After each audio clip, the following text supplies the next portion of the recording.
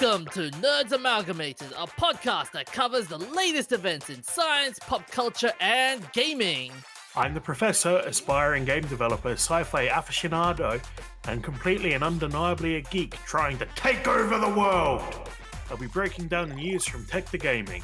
I am the DJ, a humble nerd, a big weeb, and a watcher from the halls of the multiverse. Just kidding. Anyways, I'll be breaking down all things comics to movies to anime. Join us and stay hydrated as we quench you with witty banter, unintentionally hilarious hot takes, and trivia more fun than a night at the pub, courtesy of Nerds Amalgamated. And we're coming to you live on Sunday night at Brisbane City. It is the Nerds Amalgamated Show. And with me today, I have the Professor. Please never do this again. Oh, come on. Come on, have some pizzazz. How's your weekend, Professor? It's been good. Oh, yeah? Yeah? Getting in plenty of VR time. Ooh. Did you get... Mostly Metro Awakening. Nice. Wait, is that the new sequel, or is it just a spin-off? It's technically a prequel. It's an origin story for Khan. Okay. Nice. Yeah, I've been working on Saturday, and I was going to watch the Jake Paul versus Mike Tyson fight. I missed it, but I did see the running commentary on some sports website. So yeah, that was not a good fight at all, from what I've seen. I don't follow combat sport at all, and even from everything I've heard, it was a flop. Yep. Like there were so many things wrong with that entire event. Yeah. I was so hoping for Mike Tyson to just batter the shit out of Jake Paul, but that didn't happen. I was like, what? Well, if there's anyone who would deserve it, it would be the Paul brothers. But that's the crazy thing with Jake Paul. Like I thought, like, I've been seeing some of his earlier fights, and he was legitimately smashing them. Like, damn, you're legitimately knocking them out. I thought, am I in a multiverse? Am I in the wrong timeline? But yeah, this decision was an unanimous decision. It just felt anticlimactic. So what was the decision? It was just unanimous decision. Yeah. Yeah, a unanimous decision of what? Of the fight, like he just it was just anticlimactic. A unanimous decision of who won the fight? Yeah. Come on, you got to give me the context here. Oh, sorry. Yeah, it was a I told you I don't follow the fight. Fair enough. But yeah, so it was so Jake Paul, Mike Tyson, unanimous decision. Yeah, to Jake Paul. Yeah, and the scores were read like Paul 79, 73, 80, 72 from another judge, and 79, 73 from the third judge. So yeah. Well, yeah, everyone hated that fight in the end, and also Netflix apparently screwed up. Yeah, so apparently Netflix was dealing with with technical issues during the fight. Apparently 90,000 viewers reported outages in the hour leading up to the fight. So it was streamed on Netflix? Yep, it was streamed on Netflix. And the crazier part about this entire fight, it was the fact that the fights leading up to the main event did so much better than the actual fight. Oh, and there were other craziness that happened in that entire event, but I don't want to go down that rabbit hole for now. So because I'm already bored to death. Anyway, so our topics for this week would be social media ban affecting gamers, the future of Star Wars, and the gamers. What's that? They came for the gamers. You got this future of Star Wars and community farting. But yes, they did come for the gamers, and yeah, what's been going on there, Professor? Well, the Australian government has announced plans to ban anyone under 16 from social media. Okay, that's a big step. Yeah, and it's both parties are behind this. Okay, yeah, sounds good. Both parties are agreeing with this. That sounds fine. What's the big? Okay, so I get it. So they're banning 60 people kids under 16 using it, and both parties are under it. What's the problem? There's a lot of things going on with it. What we know Okay. so far is that the obvious social media platforms are going to be banned, well, restricted, including YouTube, Oh, YouTube. including Reddit and Discord and even Roblox. Oh, damn. Yeah, they're going to have a low risk exemption framework determined by an e-safety commissioner. But here's the actual definition they're using. An electronic service that satisfies the following conditions. The sole or primary purpose of the service is to enable online social interaction between two or more end users. The service allows end users to link to or interact with some or all of the other end users, and the service allows end users to post material on the service. Oh, okay. So that's the definition they've come up with. Yeah, it's very broad. I would say too broad. Yeah, and so it's going to be enforced by the social media companies. You think social media companies are going to enforce this? Are they already enforcing the 13 and over terms of service that most social media has? What? No. Yeah, yeah. For a Like, sec, unless it's explicitly brought to them, yep. they are very rarely doing anything about underage use of their websites.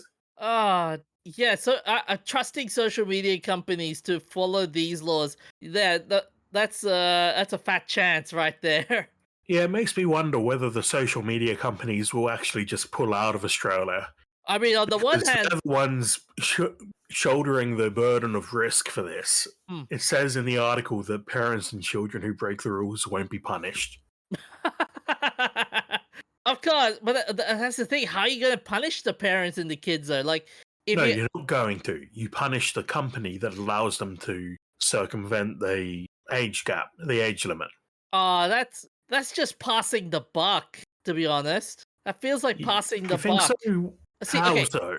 okay, I blame the parents in this situation, in terms of, yeah, nowadays you're seeing like people going, oh, let kids be kids and let them enjoy life. And when did they start being so being so on chronically online? That's the term trying to think of. And I blame the parents when the parents are going like, oh, I want my kids to mature really quickly and grow up to understand the world, and I'm like, yeah, okay. So you want the kids to mature early, so so you're using social media to do that? That's not a good way. You know what I mean? Fair enough, I suppose. And now you're seeing like newspapers like the Courier Mail and stuff posting articles about, oh, we should let kids be kids and everything like that. And I'm like, yeah, parents, you're the ones that brought this mess. Yeah, but how are you going to change it if you don't appeal to the parents? Because you can't appeal to the children. That's not the target market of the Courier Mail. I don't know anyone under 40 who reads the Courier Mail. Yeah, yeah. But that being said, though, okay, this whole idea, it feels like government overreach on a very heavy scale. I think it's partly because the companies that are being targeted by this legislation aren't actually doing enough themselves. We wouldn't need the legislation if they were doing what they were supposed to be doing to meet their own terms of service. Like the terms of service for Facebook and Reddit and basically every social media I can think of Yeah, has a minimum age of 13, but they don't enforce it, or they don't enforce it well enough. yeah, yeah. That's true. And I see this having the same problem. It's going to be almost impossible to enforce. So, according to the new legislation, they're going to run a trial to assess all the methods they can think of and then make recommendations on how the platforms can verify your age. Because the law doesn't specify the exact method that has to be used. It could involve providing ID or biometrics. Probably the simplest one is one that's been used for a long time. You have to sign up with a credit card because Ooh. kids don't have their own credit cards. Okay, true, true. They don't have their own credit cards, but they can always use their parents' credit cards. And you do get some idiot, and you do get some kids that will call up the bank, and the bank will willy nilly give them a credit card. I highly doubt that happens because it's an involved process to get a credit card. You need like proof of your income and proof of your existing debt, and I don't think it's something you can get by just calling the bank and saying, "Give me a credit card." Yeah, good point. Good point. What I think would be more likely would be parents leaving their credit cards lying around or not caring what the child gets into. Yeah, yeah, But then again, that falls onto your point of it's the parents' responsibility, not the platforms. And in this case, the legislation is targeting the platforms. yeah. So, how's this going to be affecting the gamers? Well, I've already mentioned Roblox is likely to fall into the definition. Okay, yeah, that's true. I feel like it's broad enough that basically any multiplayer game will fall into the social media definition. Oh yeah, And yeah. if you look at game stores these days, they all include some form of chat. So does the game store itself then have to verify your age? I mean, doesn't Steam in essence have a ID system in like going like, okay, give us your date of birth kind of thing. I know it's not No. really. Oh, okay. That is just a select your date of birth in the drop down with no verification. Ah, okay. Yeah. So that's why the vast majority of Steam's user base are born on the 1st of January. No way. Yeah, they made a tongue-in-cheek tweet, I think it was, Mhm. years and years ago now, about how 90% of their user base was born on the 1st of January because people don't bother changing the day and the month, they just change the year. So this article that I've got here from the ABC does point out that some of the larger stores like Meta are arguing that the verification step should be on the app stores, not on the individual platforms. So that way you only have to prove your age once. But again, that doesn't stop you from having kids who convince their parents to verify them that one time and then have free reign. Yeah. And it's not just Roblox that's going to be that needs to be monitored. There are other games as well that should be heavily monitored, like FIFA, Call of Duty, the big games. Yeah, Call of Duty, that one's rough. Yeah, that or count I or still count. have the mental image of what all those kids did to my mother. What? What? Wait, what? You know, the stereotypical COD insult. I screwed your mum. Oh yeah. Yeah. Come on, man. I'm such a boomer on this. Well, considering I've never actually played COD multiplayer, only zombies. Yeah, horde I mode. I've never actually heard that. What's the what's the other game that's also crazy? Minecraft as well. That's gonna be Yep. that's a big game that would be. Absolutely massive among under 16s Yep, and yep. over 16s too. It's not just a kids game, but it does have the social elements. And if you have a realm with Microsoft, basically a Microsoft-owned Minecraft server, that includes a social feed where you can post screenshots and stuff. Oh damn. So that'll probably be blocked. Yep. The other crazy part about this whole social media ban is the fact that it's reduced to one person having all the power, and she Who gets is the one person? the e-safety commissioner. Right. Yeah, the e-safety commissioner, who is currently Julie Inman Grant, will be responsible for a lot of the tasks under this law. Yeah, what is it like? What is it like in the Dark Knight movie when Morgan Freeman goes, "No man should no man should not have that much power." Yeah. What I'm worried about, though, is that depending on how they do the age verification, Yeah, like they say that there's going to be privacy protections to cover data that you have to provide to verify your age. But we know from experience that privacy protections just don't work that well. And the companies can still get hacked and have all the data stolen. oh yeah, What yeah, they can do is minimize that risk. But by creating this verification, you are also creating a tasty database of verified people that hackers will want to get into and exploit. There could And be a it does also worry me on a, like, they're using this think of the children argument, yeah, yep. but it does also worry me, like, what is the next step after this? Mm. Because we tried to have a great firewall back in 2008 and that flopped. And over the years, we've had different sites being banned by ISPs, which I understand there's a lot of pressure from the government for the ISP to ban a site. Like just after the Christchurch shooting, 4chan was banned, and 4chan is a rough place. Oh yeah. But I know this is getting into the territory of slippery slope argument. I Yep. am worried about what the next step is going to be, though. On the other hand, yes, we do need to do something to intervene with children who are not mentally all there yet because they're still growing Mm. and are getting exposed to all sorts of stuff that leads them down a dark path. Well, that's an okay. That's interesting you say that because as soon as they announced that, a couple of mental health groups were going, "Oh, what this will affect mental health in especially people who you rely on social media for mental health." Yeah. I never actually had social media before I was 16, really. Yeah. Actually, no, I did have MSN when I was 15, now I think about it. I stayed in touch with all of my friends by email before that. So I don't have direct experience with what's going on. And that was, a long time ago now.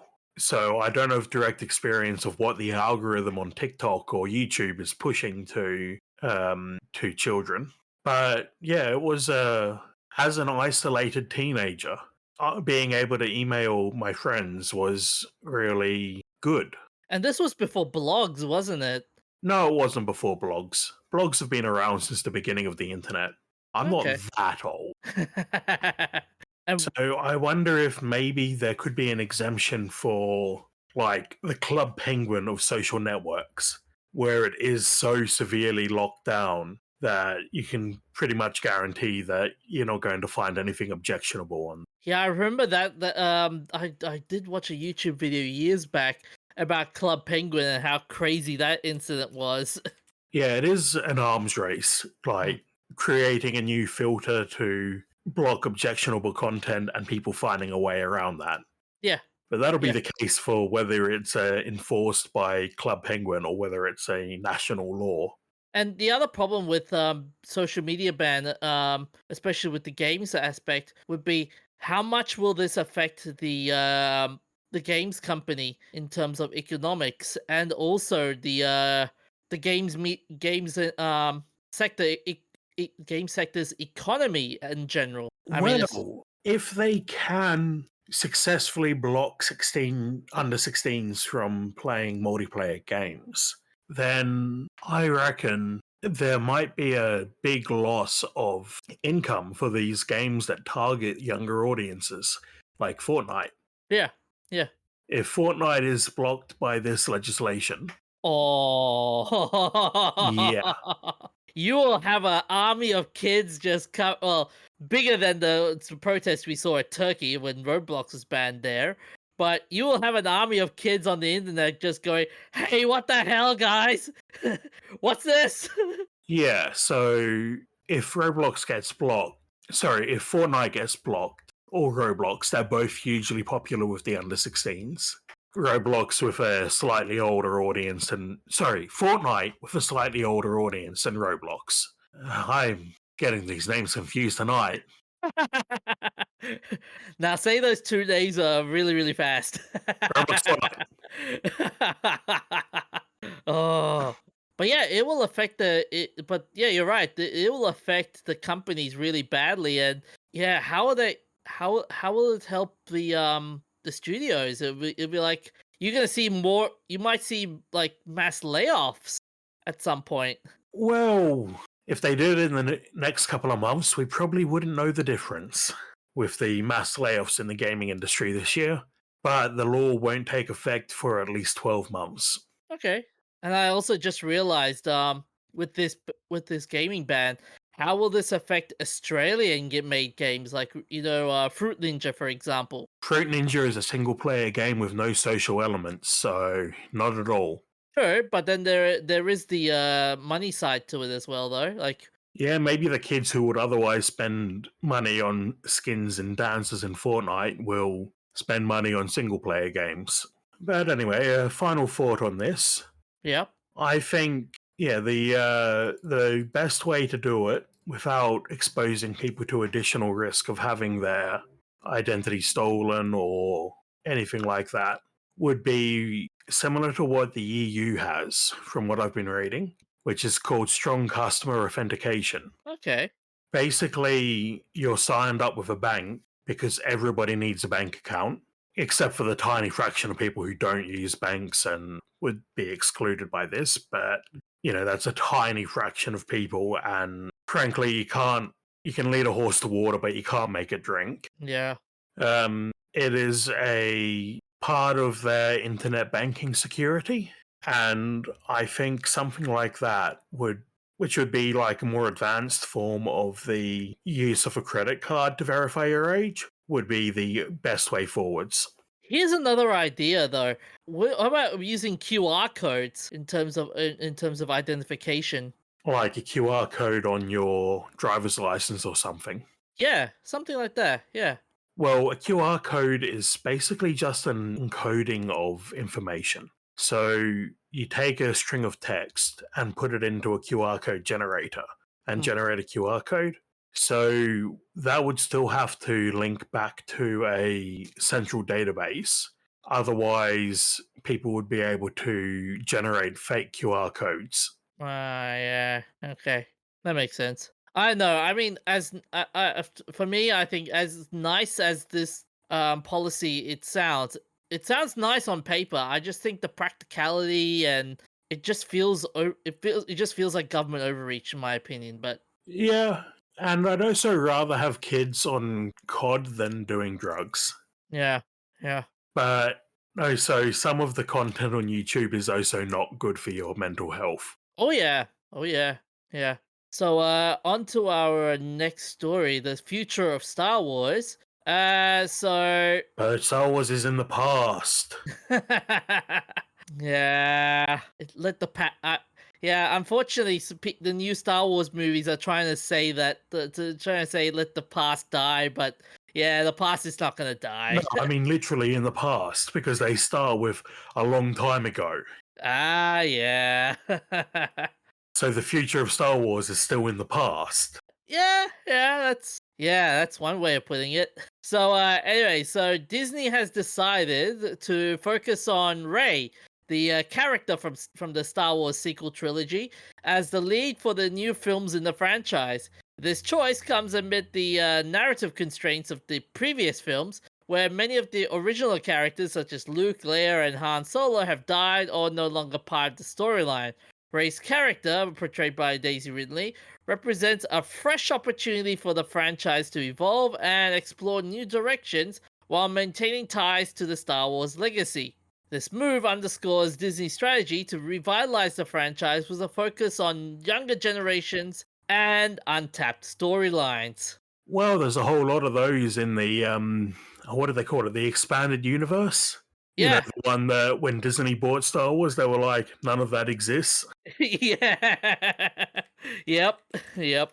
But that. See, the problem with it, the problem with this is that they're using Ray, and has been very divisive in the fandom. Like, people like Ray, people hate Ray, and it's Yeah, but where are you going to go from there with the sort of the Skywalker story?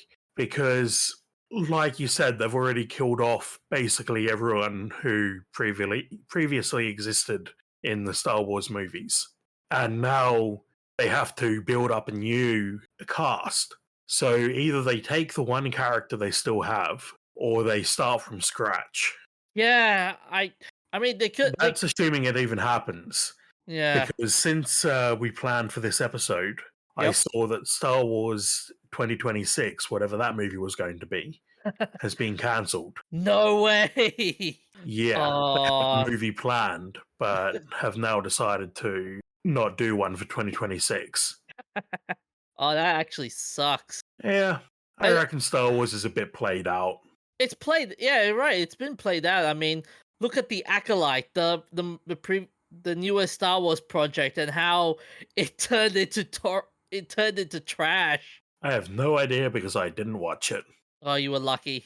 But the other interesting thing with this entire saga is the fact that this movie is going to be this whole future of the Star Wars series. It's going to be written by Simon Kinberg.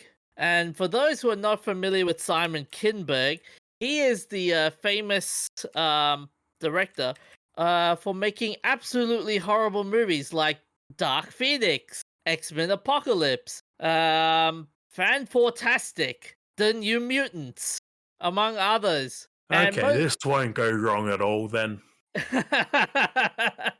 like most of these movies were just were just not really hits at all. Like the only biggest hit that he's done so far is Deadpool and Wolverine, which he was the executive producer. That's it. Okay, well, I haven't seen that, but my friend said it was really good. Yeah. So maybe he's having a comeback. Yeah, but like one hit movie wouldn't really cover the damage that he's done for the others. That's like say I got one right answer in my exam despite the fact that I've got the other questions wrong. But it shows he's improving. I guess. But also the interesting thing with this the reason why they chose Rey as the central character is the fact that, according to one source, said she is the most valuable cinematic asset. In some way, maybe the only one Star Wars has right now. Yeah, because they killed them all. I don't know. I mean, you've got the Mandalorian, you've got Baby Yoda, you've got Ahsoka. Those are all spin offs. None of them are like Skywalker story. True. But to name her like the only cinematic the most valuable cinematic asset, I just feel like that's just blowing smoke. As I said previously, like she has been divisive in the fandom, and yeah, the Star Wars fandom has really raged on ever since the sequel trilogy. So yeah. Although there are some questions one has to wonder though, like if you're putting Rey as the central character, like the big question will be why Rey to do this, and how will Rey's story evolve beyond the rise of Skywalker? Everything I know about Rise of Skywalker is that it's a mess. Yep. And Yeah. that it doesn't answer any of the questions they had. Yep. And it has that ridiculous scene where they have the 1,000-year-old thing that looks just like the 1,000-year-old knife that looks just like the spaceship wreckage that only happened like 30 years ago. And what's going to be the other question is also going to be what themes will the new Star Wars films cover with Rey at the center? like the sequel trilogy, the theme I felt like it was just deconstructing people. So what are they gonna do with the new trilogy, like the new Star Wars movies? Just copy something else like they did for the originals. Yeah. Star Wars is so derivative.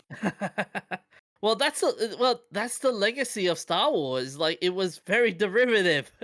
And the other question is going to be like, so you've got the big three that's already killed off or moved on from Star Wars. Like who are they going to bring? Who are they going to bring back as well? Like to the sequel trilogy to support Rey's arc. Like are we going to see Have to announce them in Fortnite first. Oh crap!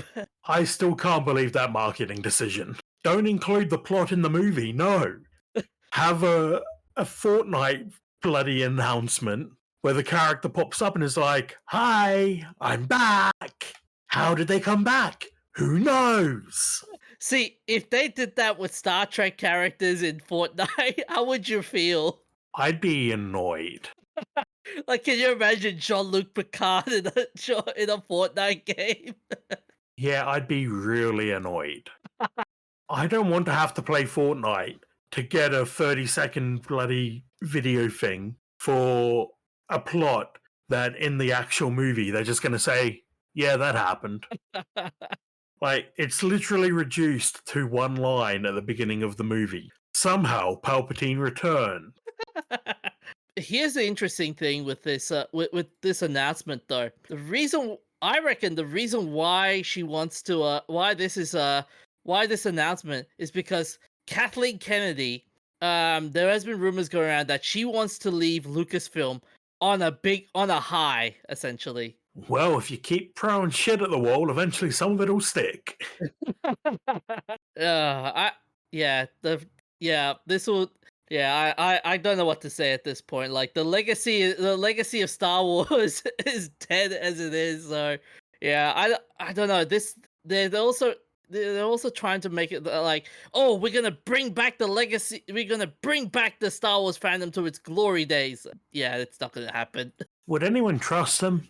Like, even if they said the everything except the originals is non-canon Yeah. again, and then just started the sequels from scratch, would anyone even go to see them? If it was, that's a good. That's a question.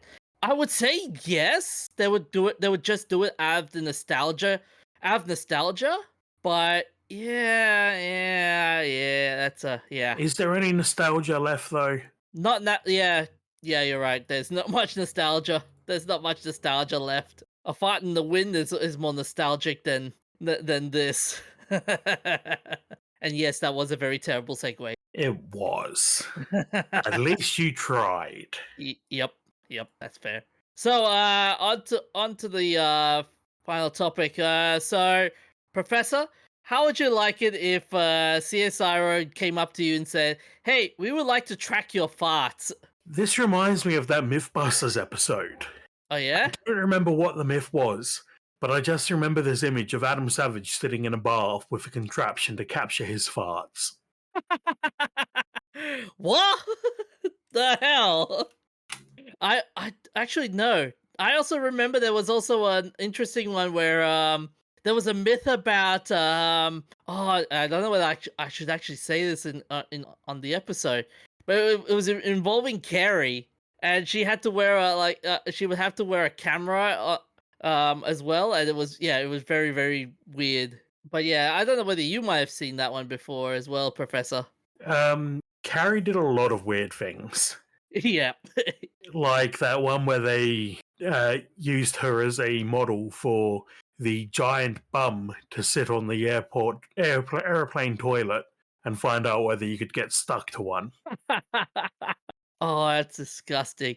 But yeah, so CSIRO is calling on the community to track their farts to help scientists better understand the frequency and characteristics of one of the leading gut health symptoms experienced by Australians. And this is based on a 2021 CSIRO gut health study which found that 60% of Australians reported experiencing what they identified as excessive flatulence, with up to 43% reporting experiencing it most days. I mean, at that point, if the majority of people are having excess flatulence, I feel like that just counts as regular flatulence. So for this one, people aged 14 or older are being asked to track their farts for at least 3 days in total using the free Chart Your Fart phone app. There's a phone app for this. I'm not surprised. If you want people to collect data for you, you've got to make it as easy as possible. Yeah, that's true. So the participants will track the quantity and quality of their outputs, including attributes such as stench, loudness, duration, linger, and detectability. See, that's gonna be interesting. Imagine in the road trip and one of your friends farts in the car, and you have to note the app like, okay, so stench, it was really bad. Loudness, everyone heard it. Duration, 10 seconds. Linger, oh yeah, it lingered well. And detectability, everyone got out of the car as soon as they smelt it. Yep. Or can you imagine, like, you're in the middle of a meeting in the office and you farted? and you chart that thing down so awkwardly while your boss is looking at you. So by sharing their fluffs, people will help to create a chart of what normal wind may look like in different groups of Australians. So what do you reckon of this incentive, Professor? Yeah, citizen science is great. Basically, you take citizens and get them to help collect data for you. So, I mean, it's one of those things that feels like it's really silly, Yeah. but it could have future impacts on treating things like IBS or Crohn's or any sort of gastrointestinal issues. That said though, like how will there are a couple of questions like how will the researchers ensure the privacy and the accuracy of the data? That's one of the risks of citizen science. I'm not sure how they work around that. And you also have to wonder like if it's just the pattern of your flatulence. Like is it a one-off thing or is it a recurring event? Yeah. And once you get all this done, like what's the are we gonna see any like advancements in like oh yes food is gonna be we're gonna change the makeup of food, for example. Well, yeah, that could be a thing that comes up. It could turn out that, the stereotype that beans make you fart. Yeah. Yep.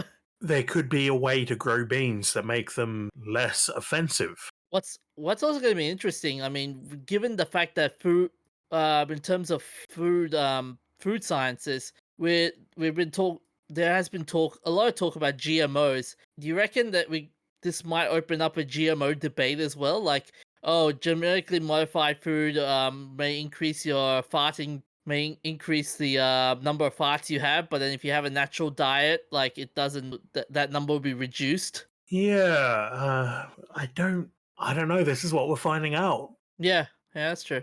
But yeah, here's another funny thought for you.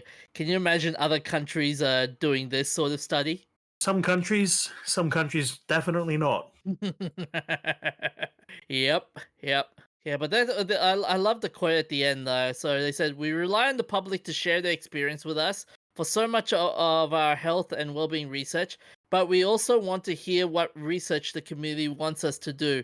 It is about keeping it real and relevant, but why not have some fun too? I think that explains citizen science in a nutshell. Yeah, you're probably going to get more people in on this than you would on some other studies. Yeah, yeah. But yeah, I think it'd be interesting to see the broader implications for this study when we get the results. Yeah. Anyways, we'll be back after a short break, and we'll be back with our shout outs and a wacky movie. So, on to our shout outs. On the 15th of November 2024, it's the 30th anniversary of Warcraft 1, also known as Warcraft Orcs and Humans. You ever played that game? No, but I spent a long time playing the sequel. Oh, yeah. Yep. I Yep. grew up with the sequel. I grew up with Warcraft 3. That was a fun game. So this real-time strategy game, developed and published by Blizzard Entertainment and published by Interplay Productions in Europe, was released on 15th of November 1994 and for Mac OS in early 1996. The MS-DOS version was re-released by Sold Out Software in 2002. Although this game was not the first RTS game to have offered multiplayer gameplay, it persuaded a wider audience that multiplayer capabilities were essential for future RTS games. The game introduced innovation in its mission design and gameplay elements, which were adopted by other RTS developers. The Warcraft game emphasized skillful management of relatively small forces, and they maintained characters and storylines within a cohesive fictional universe. Though the earliest real-time strategy games appeared in the 1980s, notably the multiplayer RTS game Herzog Zwei and others followed in the early 1990s. The pattern of modern RTS games were established by Dune 2, released by Westwood Studios It's in still a great game. Oh yeah, yep. Like, it's definitely aged, but you can play it and really see, it was one of the, if not the earliest RTS games that has the modern style. Oh yeah. So according to Patrick Wyatt, the producer of Warcraft, Warhammer was a huge inspiration for the art style of Warcraft. According to Bob Fitch, the theme of Warcraft was inspired by the Vikings of the Lost Vikings, combined with masses of creatures under their automated controls similar to lemmings, and added the multiplayer element of having these opposing masses of Vikings meet up and fight each other. Yeah, I'm not convinced that Warcraft and StarCraft weren't intended to be Warhammer 40k games and Warhammer Fantasy games. But there are some elements which had okay, there are some elements like you look at the Marines in StarCraft and you go, oh crap, they look like your Space Marines in Warhammer. And the Zerg are basically Tyranids. Yep. And your Protoss are basically the Tau. Like they did mention that in this article that was sourced that Warhammer was an inspiration, but I'm not convinced that it wasn't like find replace Warhammer Warcraft. So the subsequent craft games are famous for having complex stories presented lavishly. The first installment of the series had no script, and the plot was improvised in the recording studio by producer and sole voice actor Bill Roper. So this was this entire franchise was built under one man. That's impressive. Yeah, that's the way things worked back in the 90s. Warcraft Orcs and Humans was originally intended to be the first in a series of Warcraft branded games in fictional and real settings, such as a proposed Warcraft Vietnam. Okay. How would that have worked? That would have been weird. Who would the orcs be? Oh no! I don't want to. Let's not go down that rabbit hole. No, let's not go down. Major racism potential. I would have been like, wait a fucking minute here. Oh.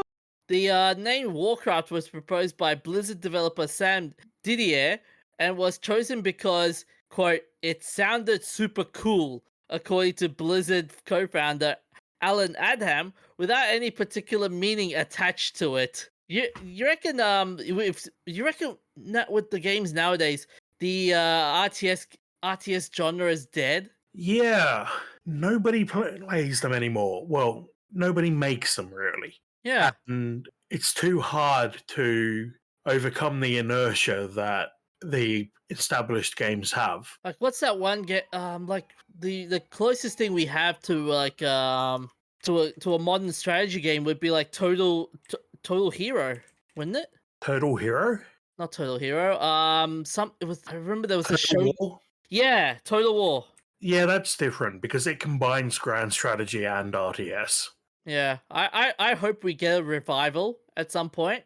I hope, but only time will tell. Yeah. So on the 15th of November 1971, Intel releases the world's first commercial single-chip microprocessor, the 4004. This was a 4-bit central processing unit released by Intel in 1971.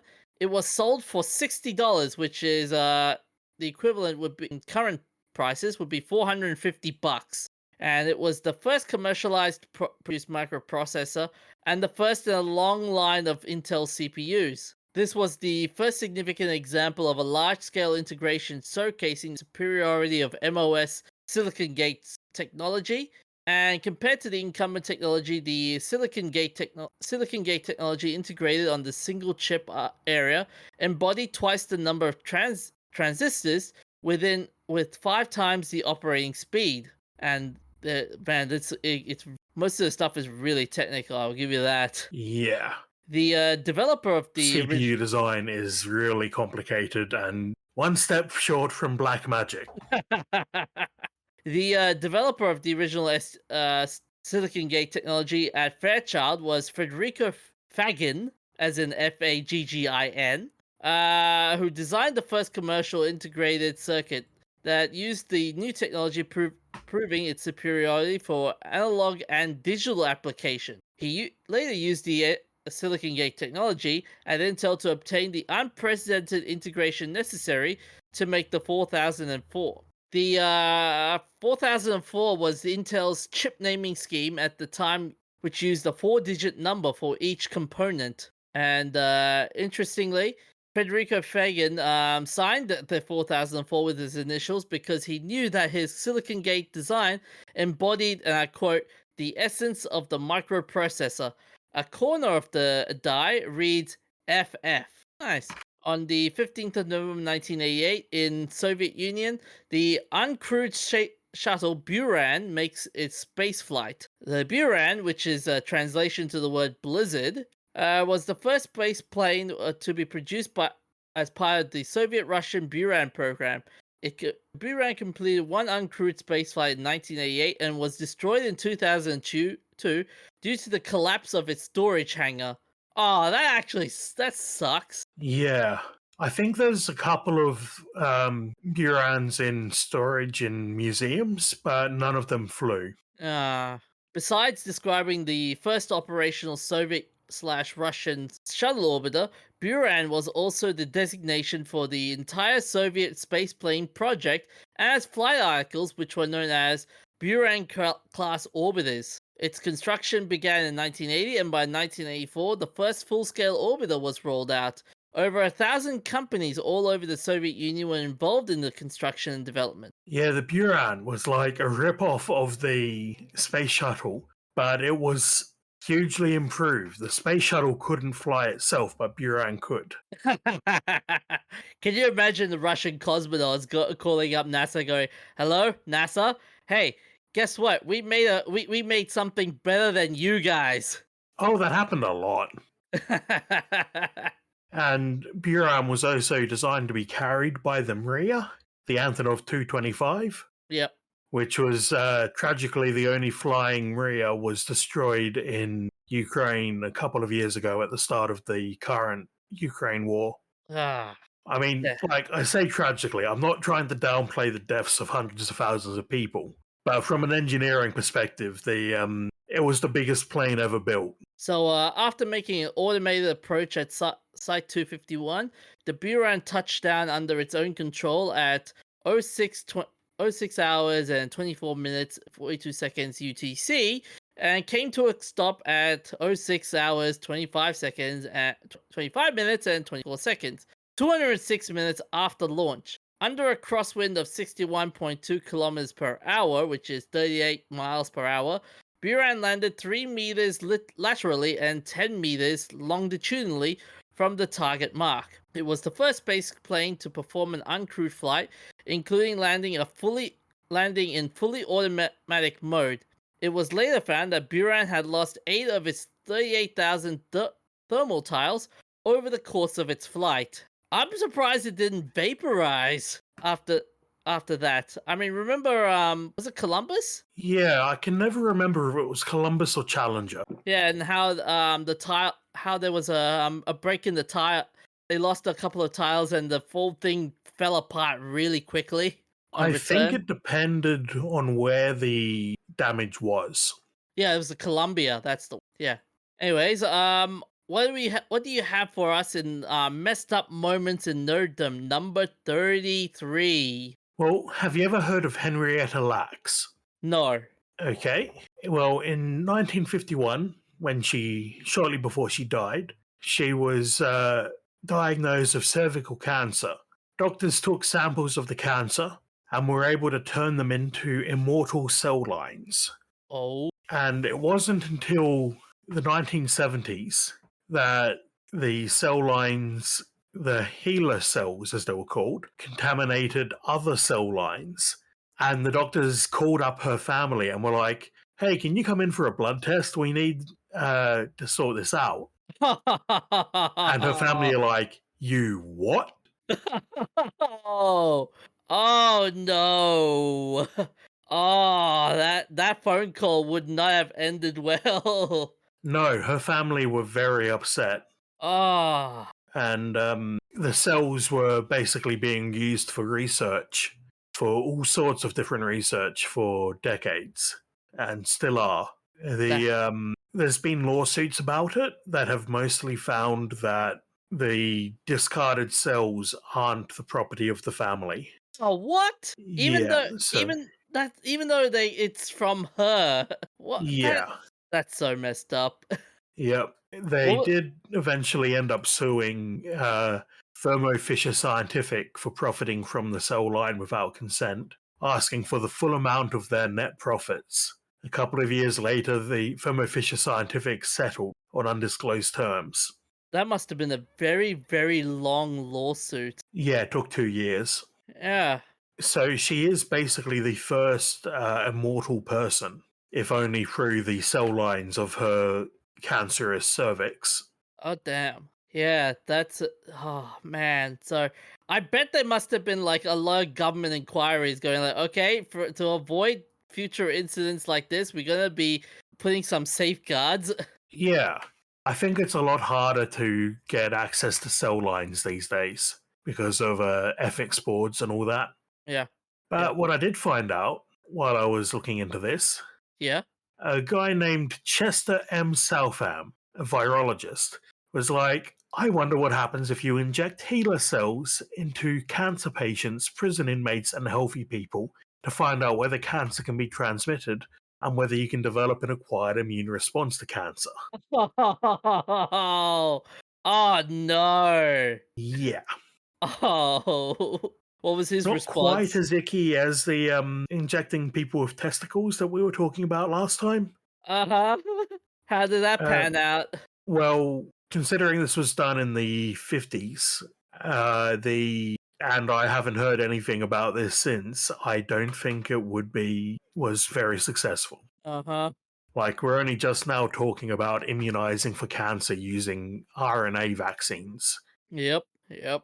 Yeah, it's a really interesting ethical question because HeLa cells are immortal. They're basically, as long as you keep feeding them, never ending. But at what point does the right to the cells of a person end? Because we have also learned a whole ton from these experiments.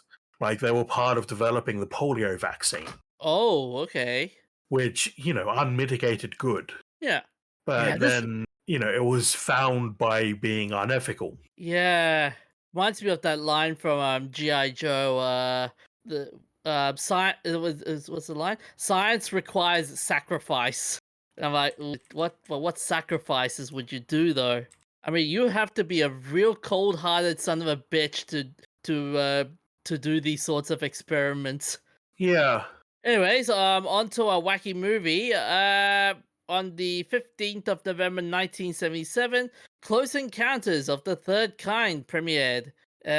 With its premiere in New York City, it enjoyed its first theatrical presentation ever, letting audiences know what writer-director Steven Spielberg thought about whether or not we were alone in the universe. This was starring Richard Dreyfuss, Terry Garr, Francois Truffaut, and the plot summary goes: Roy Neary, an Indiana electrical lineman, finds his quiet and ordinary daily life turned upside down after a close encounter with a UFO, spurring him to an obsessed cross-country quest for answers after a momentous event approaches. This film took top honors in the categories of Best Music and Director in the 1978 Saturn Awards, and had to settle for nominations alone in the Best Makeup, Special Effects, Best Supporting Actress, Best Actress, Best Actor, Best Writing, and Best Sci-Fi Film. At the 1978 Academy Awards, it took one single Oscar, Best Cinematography. It's a great movie. Yeah, yeah. And the inspiration for this was during Steven Spielberg's childhood when he and his father watched the meteor shower at New Jersey. At age 18, Spielberg completed the full-length science fiction film Firelight. Many scenes from Firelight were incorporated in Close Encounters on a shot-for-shot basis. In 1970, he wrote the short story Experiences as a lover's lane in the Midwestern farming community and The Light Show, a group of teenagers seeing the night sky. In late 1973, after completing works on Sugarland Express, Spielberg developed a deal with Columbia Pictures for a science fiction film. 20th Century Fox had previously turned down the offer. What would you think? What was your favorite part of that movie? Can I say the whole thing? Okay, yeah, fair enough. It's just so perfectly done. Right? It's a slow movie. It's a very slow burn. Yeah. But it's like 2001: A Space Odyssey. Everything about it is great. Yep. Yeah, in the movie. So during the Neri dinner scene, just before Roy piles on the mashed potatoes, the little girl Sylvia says, "There's a dead fly in my potatoes." This was unscripted and almost caused the rest of the cast to laugh. And this was kept in the movie. John Williams created the score for this movie just before the film was edited. Steven Spielberg edited the film to match the music, a reverse of what is usually done in the film scoring process. Both Spielberg and Williams felt it ultimately gave the film a lyrical feel. Steven Spielberg ran a few tests on CGI, now the industry standard, but then its very first stages of development, he decided none of it looked believable. Oh boy, imagine if he finds out about AI. Well, I don't think he has a problem with CGI. Just that CGI in the 70s was not good. Oh yeah, that's true. Spielberg stated that nothing in his life has been more difficult than editing the final 35 minutes of this film. Oh, that's a tough one. The iconic five-note melody was a chance arrangement that both composer John Williams and director Steven Spielberg happened to like out of hundreds of different permutations. The tone was later used in Moonraker and later in the Q line in Star Tours. The film was completely edited by Steven Spielberg secretly and under guard, not at the studio, but in a rented apartment in Marina del Rey. Oh, I hate. Oh, can you imagine being the neighbor for that event? Yeah. Studio heads opposed the abduction of Barry by the aliens, feeling it would be too horrific for audiences, especially as it involved a small child. As a result, they requested the filmmakers have an alternate scene in which Gillian had saved Barry from being carried away by the aliens. Filmmakers agreed and filmed the scene, but it went unused. And finally, the humans communicate with the aliens by making music with their computers. Writer-director Steven Spielberg's mother was a musician, and his father was a computer scientist. Spielberg himself had not thought of this until it was pointed out by James Lipton in an interview on Inside the Actors Guild in 1994. So, anyways, that's all we have for this week. Where can they find us, Professor? All the usual places. Very nice. Look after yourself, stay hydrated, and we'll see you next time. Stay happy, stay nerdy, and see you guys.